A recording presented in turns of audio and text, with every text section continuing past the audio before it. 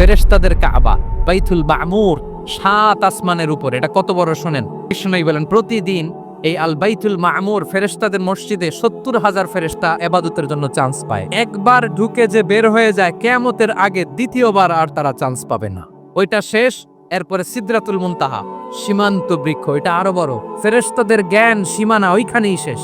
এর উপরে কি হয় ফেরেশতারা আর জানে না। সিদরাতুল মুনতাহার এরিয়া শেষ, এরপরে শুরু হয় আল্লাহুল মাহফুজ, কোরআনের বাড়ি। এটা মিন দুররাতিন বাইদা, সাদা ঝকঝকে ডায়মন্ড দিয়ে আল্লাহ বানাইছে। আমাদের সবার তাকদীর ভাগ্যলিপি ওইখানে লেখা। ওইটা শেষ, এরপরে শুরু হয় লা জামান লা মাকান এরিয়া। ওইখানে কোনো জামান নাই, মাকান নাই, no time no space area শুরু। ওইখানে কুরসি, যেখানে আল্লাহ পা রাখেন বা কুদরতি পা রাখেন।